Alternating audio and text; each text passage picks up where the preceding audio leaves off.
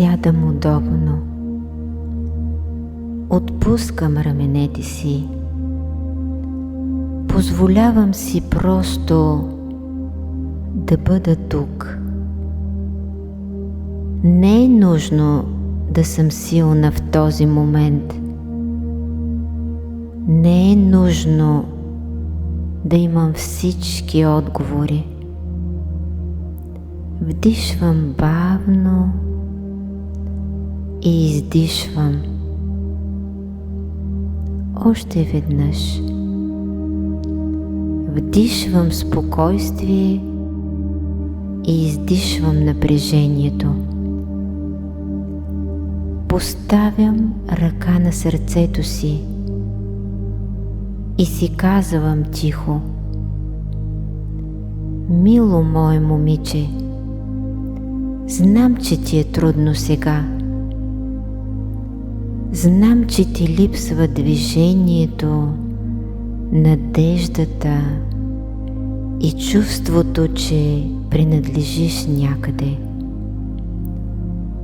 Знам колко много искаш живота ти да тръгне в твоята истинска посока. Не се осъждам за тъгата си. Не се обвинявам, че ми е празно. Аз съм човек, който копнее за смисъл, близост, спокойствие и свое място. И това е красиво. Всичко, което преживях, не е било напразно.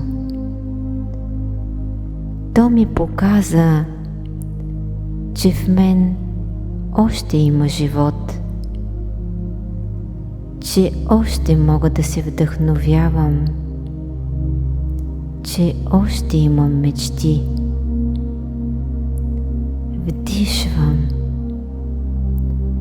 Представям си как животът бавно подрежда пътя ми. Без насилие, без бързане, крачка по крачка. Някъде напред ме чакат точните хора, точното място, работа, в която няма да се изгубя, а ще ставам все повече себе си. И дори сега, в този крив момент, аз не съм сама. Аз имам себе си.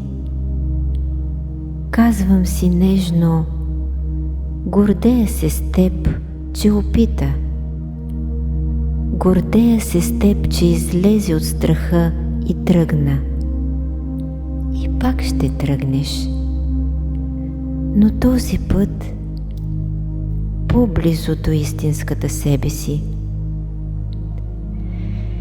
Вдишвам бавничко и издишвам. Позволявам на сърцето си да омекне. Позволявам си надежда и си спомням: аз не закъснявам за живота си.